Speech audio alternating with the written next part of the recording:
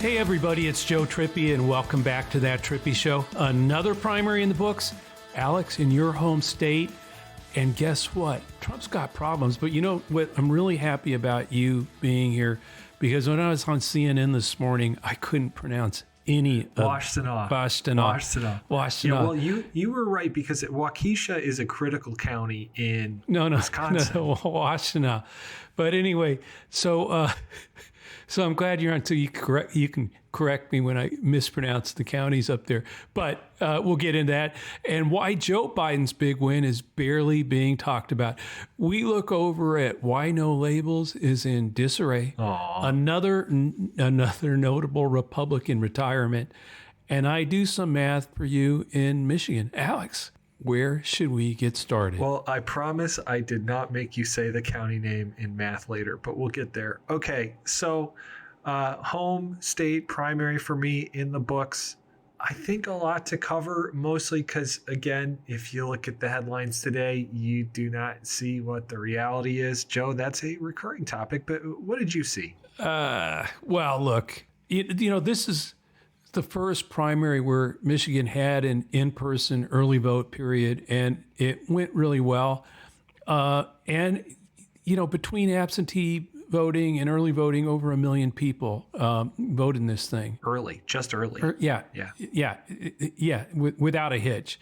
Got to give credit to our friend, Michigan Secretary of State, Jocelyn Benson, and all the people that make a successful election happen.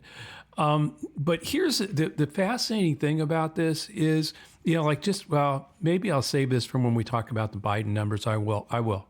But, the contrast here with Michigan making more early vote options available and Trump continuing to just absolutely destroy what used to be a huge advantage for Republicans, early voting. Remember that used to be so.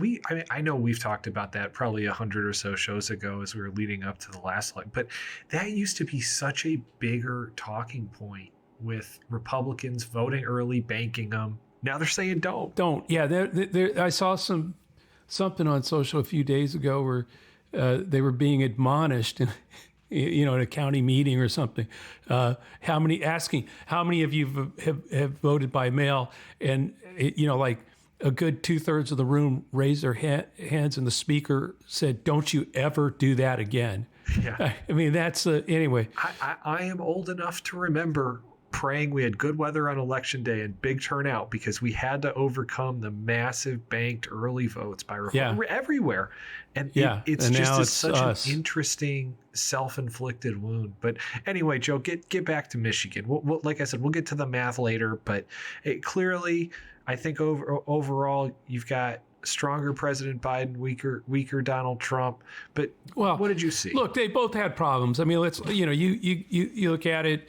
And as I said on CNN this morning, as you're listening to this, it was yesterday or a couple days ago probably. But as I said on CNN, I'd much rather be Joe Biden than Trump right now when you look at the Michigan results. I mean, Trump's going to be, 68-27, something like that over Haley in Michigan when the votes are all counted.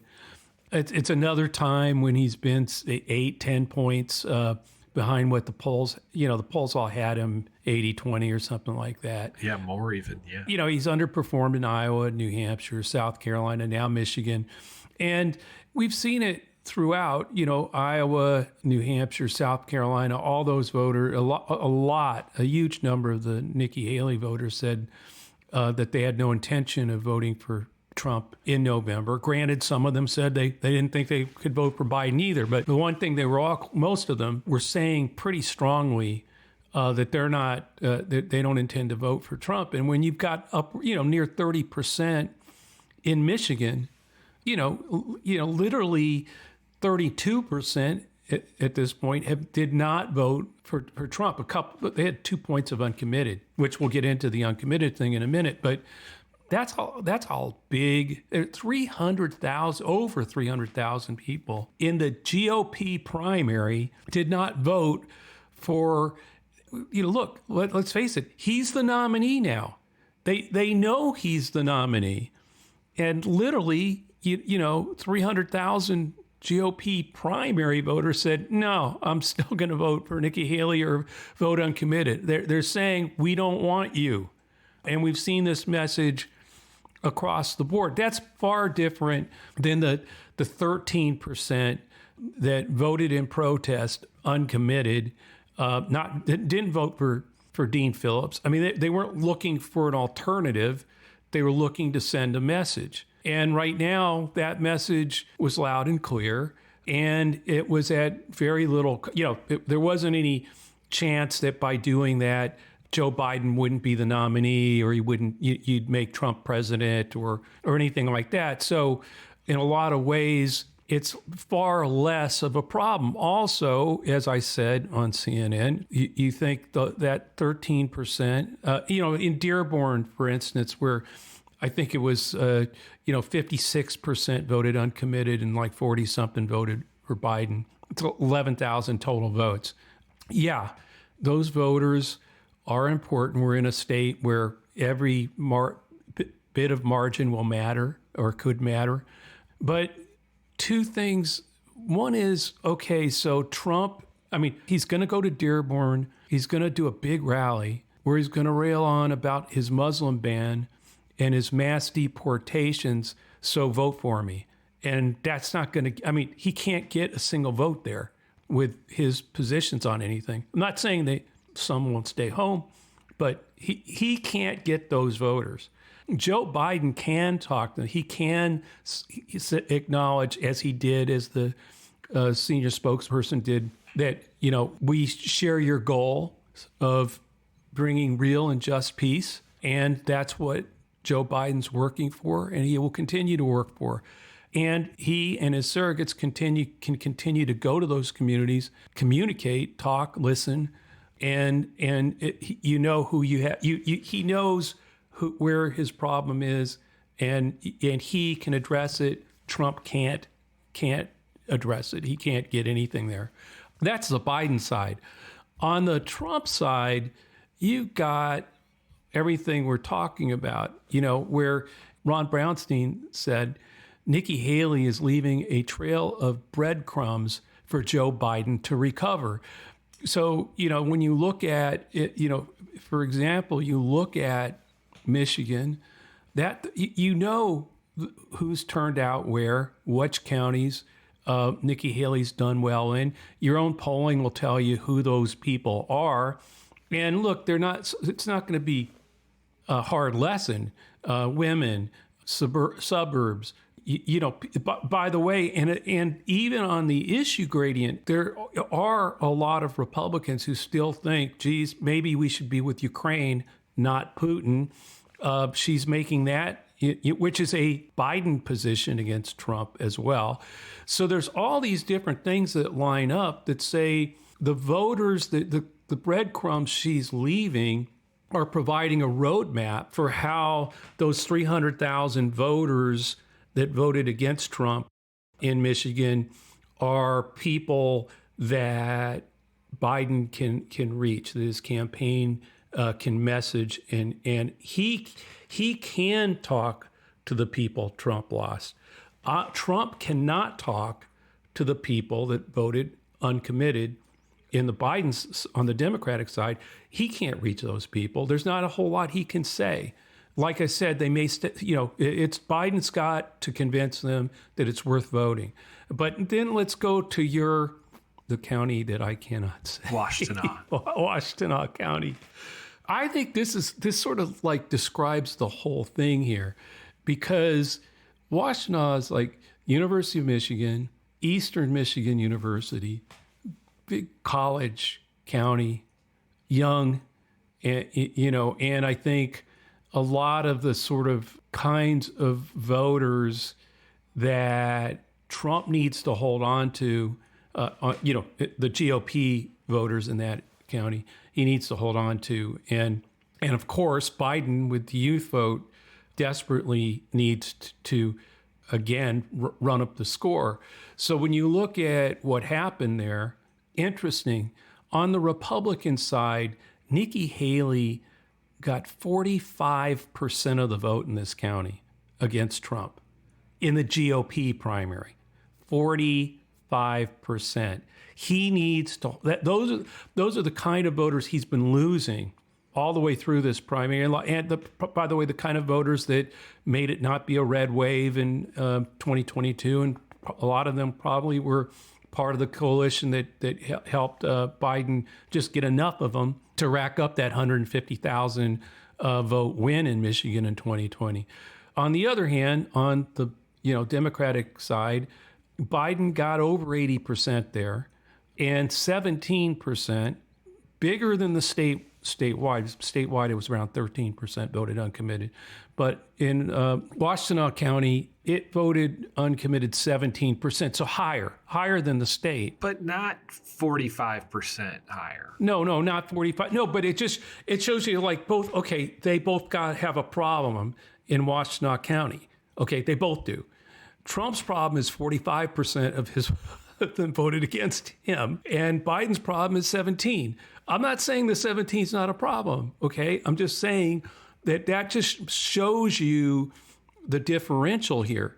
And again, I think Biden can speak to those voters. He's the Dobbs decision. I mean, there's different ways. These people were all protesting on a very important issue, one issue that's very important to them. But there are other issues, and he may make progress on their issues. So, there's a lot of room between now and November. And we'll see. That's sort of the whole point. He gets to speak to the 45% that voted for Nikki Haley and the 17% that voted uncommitted. I still don't think Trump can reach either of those groups. Yeah. Yeah, exactly. That's what I'm saying. He, by his very nature, repels those two groups in a way that, yes, some of them may not vote. Some of them may vote for a third party. That's why you and I and a lot of people have been concerned about no labels and the third party, Robert Kennedy Jr. and all of them, yeah. The other third party candidates, yeah, all of them. But that's what I'm saying. There's problems, and we all have to work on them. But I'd much rather be in our position, Joe Biden's position, than in Trump's position in Michigan, looking at the results. One more thing on Washtenaw that's kind of interesting, Joe. Ann Arbor's there. In Ypsi, there's Eastern Michigan. So very, very, one of the most liberal strongholds in the state. But the instant you get out of Ann Arbor, it is actually extremely rural. A ton of farming, ton of agriculture, gets very conservative very fast. So that breakdown, 45% for Haley, even when the Republican base in that county is fairly conservative, should tell you something. Yeah. So. Yeah. Well, no, look, I how I devour numbers, and I go through them and I look at before the election, look at the results and what counties to look for and everything. I've never had, as John Berman said today, Michigan has created a problem for Joe Biden and Joe Trippi, because this is one county that I may never learn to pronounce properly. I do want to, before we get into a little bit of math, I want to point out a couple of things historically on the uncommitted votes, because this is another one where context is really important. It's pretty easy to look at the uncommitted votes and say, holy shit, 100 and something thousand voted uncommitted. That's a big problem for Biden. It's also super lazy if you think about it historically. I think a good one, fellow Wolverine Matt Dowd on Twitter, he reminded us today, if you're as disappointed in the coverage of the Michigan Democratic primary as I am, keep this in mind. 11% of voters in the 2012 Democratic primary voted uncommitted. And of course, Obama ended up winning Michigan by 450,000 votes. Uncommitted, as a lot of our friends have, and a lot of our Michigan friends have tried to just desperately remind the national media, uncommitted has historically, that's where Michigan is. And I think you made this point on CNN too, but generally speaking, somewhere in the 10 to even 20% range is not uncommon for Democrats in Michigan. And, Joe Biden won by 150,000 votes in 2020. Yeah, no, our friend Jeff Timmer reminds us of that. The uncommitted, he knows Michigan backwards and forwards. He said the uncommitted votes in Michigan are usually around 10 to 20%. This was fewer uncommitted votes than were cast against Hillary Clinton in 2016. But I think what everybody is missing, first of all, the uncommitted, they basically set the bar at, hey, we're just trying to get 10,000 votes. Well, that was kind of, interesting, is smart on their part, because the press fell for it, lazily fell for it. Look, and the one thing I do think is, look, it's important to take these people's, their concerns seriously. I think, obviously, they've got the attention of the Biden campaign, and they're taking it seriously. But the way the press handled it in 2012 with Obama, when it was 10% of the vote, it was literally 10,000 people voted on uncommitted. So what changed? I mean, look, this was a massive turnout.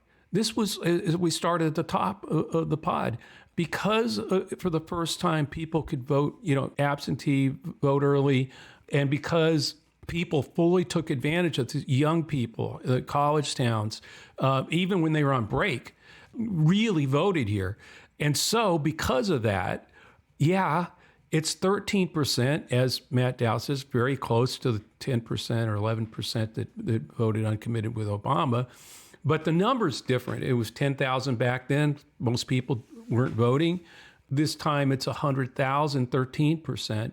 But it's not apples and apples here. What's going on is there's a massive turnout. And if you think about that, yes, 100,000 people came out to vote uncommitted. What's lost in all this is the hundreds and hundreds and hundreds of thousands of people who came out and voted for Joe Biden. In other words, had they just been the usual, oh, he's an incumbent, he's not in any trouble, I don't really care, I'm not interested, you could have had like a, couple hundred regular Democrats or whatever, vote, and the uncommitted group is on fire. And it isn't 83 or 13, it's 45, 30 or something. No, what this says, it just shows you how energized even those uncommitted young people who voted uncommitted, they voted. I don't think that's necessarily good news for Trump. I don't think they're going to stay home. Like I said, I don't think they'll vote for Trump. Biden still has work to do, but we and that campaign and others will do it to reach those people and convince them that it's worth voting for Biden. But they're coming out. They've learned their voice matters. And the same with Dearborn and all these places, they had an impact. And I think they're going to want to have that impact again. And when it comes down to Trump versus Biden, like I said, some may stay home, but I don't think Trump's getting very many of them. I think the Biden or the third parties. So, Joe, before we move on from Michigan, any data you find interesting from the results so far? Well, it's just the math to show you how this actually plays out. Joe Biden in 2020 won by 3 points.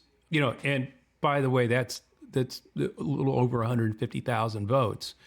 So you look at the 100,000 voters who voted uncommitted in Michigan in this primary. Well, first of all, you could just basically say, okay, all 100,000 of them stay home and decide, we're not doing this. Can't vote for either one. There's no, all that stuff. You don't want that. First of all, that's not going to happen because, even if 2/3 of them did that and Biden picked up a third of them, he'd still be, have 80,000 votes lead on Trump. But, so you then look at, okay, Michigan's Arab American population is less than 3%. The population of the state is 5.5 million. The exit polls in 2020 indicated that about 80% of Arab voters in Michigan voted for Biden. That's about 145,000 votes. So how much is he going to lose? Right. And your point is he ain't losing all of them. No, that's what I'm saying. You're not like, that's going to zero. No, that's not going to happen. Well, the other thing that this kind of doom and gloom, what about the Arab vote? Is that going to cost them Michigan? Okay. In a real tight race, anything could cost anybody Michigan. Yeah, sure. But you're also forgetting, right, the other, and I on a more optimistic note, and you mentioned this earlier about some of the college towns in Michigan, you're forgetting like massive gains with youth voters. You're forgetting 4 years of just a total assault on women's rights from MAGA, right? Like, which is why some of those women are voting for Nikki Haley, who are Republican, right. Even though she's not. They're still like, okay, in the primary, I'm not happy with any of this stuff, but she's better than him. When it's him again, I'm not sure they're going back to Trump. This is my point. I think that's the point you're trying to make as well, is we're not going to lose 100% of the Arab vote. Biden's not going to lose that. Yes, some will stay home. Yes, some might vote third party. I don't think any of them, like I said, Trump's going to be running around talking about his Muslim ban, his mass deportations, his building the big, holding centers for the people he wants to process out. I just don't think this is a good message to try to win these voters over. And I think like it's the same thing with some of the younger voters, the college towns. I don't think that's going to appeal to them. So in the end, I just continue to believe, if you look at, yes, is this a problem? Yes. Is it the, oh my gosh, Michigan's, he can't win Michigan. Give me a break. Like I said, he can talk to these people. He can talk to the Nikki Haley voters. And look, every time voters have gone to the polls after Dobbs, women and young people, I mean, the gender gap is growing. In fact, one of the really crazy numbers that's coming out of all these GOP primaries is that the people that are showing up are older than they were. The party's gotten older and more white men. It's going in the opposite direction of the rest of the country in terms of and I'm not talking about the diversity of our demographics. I'm just talking about more women vote than men. They're bleeding women and becoming more and more dependent on men is crazy as a strategy. And then on top of that, you've got this Gen Z, which is going to be, I think, again, they voted in this primary in these areas. They're coming out. And yeah, they aren't sitting around on climate change, and they're not sitting around on taking their rights away, and they're not sitting around on, they're not sitting around on what's happening in Biden's policy in the Middle East right now. But that's something he needs to address. And by the way, if there is peace, if this thing, is a permanent ceasefire, in exchange for hostages, and there's a peace process in play, let me explain one thing to everybody, and I don't care what side you are on. There's no way that happens unless Joe Biden and our State Department, our diplomats, have a major role in making that happen. Joe, I know you mentioned No Labels earlier. Quite a week they're having. Just quickly, because we're almost out of time here. What on earth is going on over there? That's a good question. Remember how No Labels said they were only in it to win it? That's a direct quote. Yeah.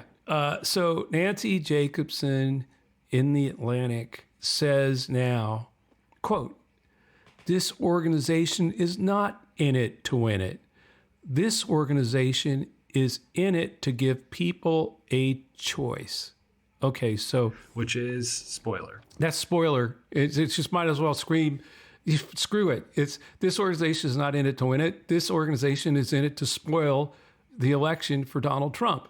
Look, Joe Manchin and Larry Hogan have both publicly turned them down. Yep. Nikki Haley's also said it repeatedly. Yeah. She said it repeatedly. Dean Phillips is kind of campaigning for VP on the ticket, which is probably better chance.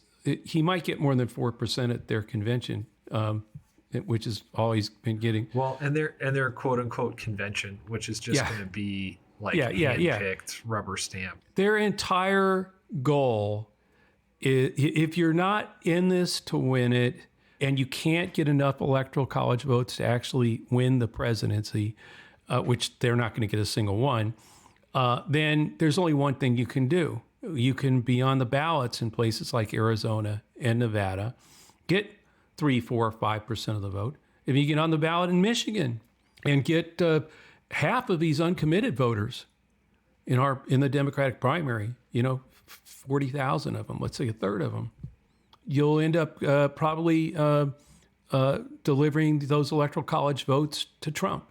You won't get them with 5, 6% of the vote.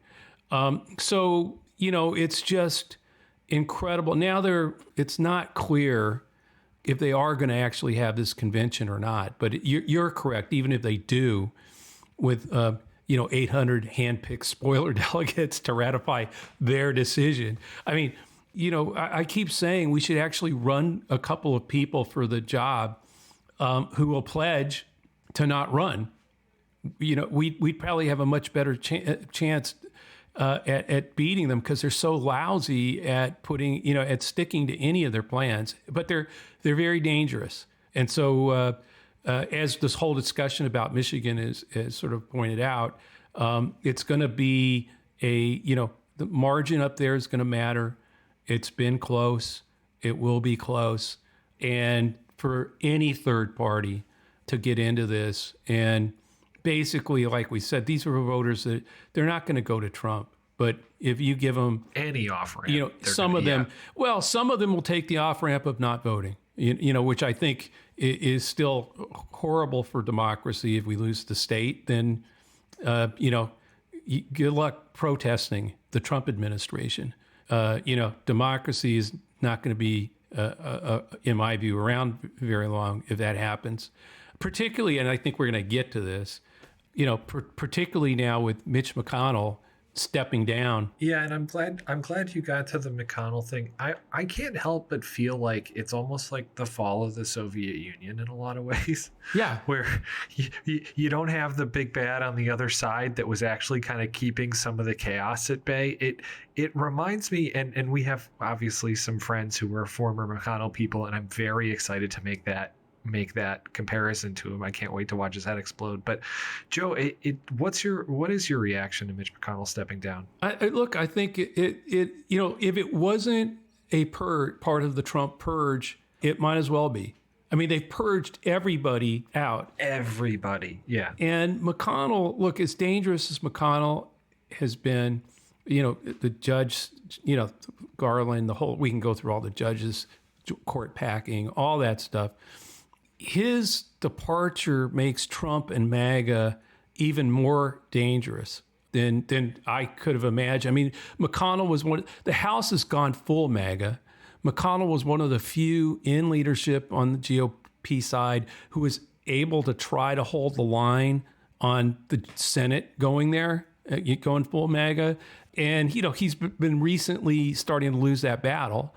There's nobody who takes that job who's going to be anything other than really caving to Trump. McConnell at least tried, to broker a compromise here or there. Particularly, he's one of the few voices, still arguing to fully fund Ukraine. And, he's one of the reasons there may actually be a chance that could happen. But when he's gone, no way. Are you kidding? The whole place will go off the rails. So you'll have, Trump will have the House. Well, he'll own the House and the Senate GOP. I mean, if that, again, we're already talking about a House now that for sure won't certify the results of a Biden victory. If we're put in the same kind of position we were, on January 6th. So this is not just McConnell, the history of how long he's been, the longest serving, party leader in the Senate in history. That's true. But it's not just that. It's literally the end. It's now, there are no institutional Republicans in leadership left. And with him, however thin that the guardrails were, that he was trying on occasion to, but would immediately, he too would change his tune at the wrong times. But whatever thin rails they were, they're all gone they're all gone now. Probably already before he leaves in November. Well, Joe, on that slightly depressing note, we are out of time. Oh, okay. Well, thanks, Alex. Thanks, everyone, for listening to That Trippi Show. This podcast will always be free with support from our advertisers and is part of Resolute Square. Check out the latest at resolutesquare.com/Trippi. Please subscribe to That Trippi Show and leave a review on Apple or wherever you listen. You can always send us a question to thattrippishow@gmail.com or leave us a question and review on iTunes. We'll see you next week.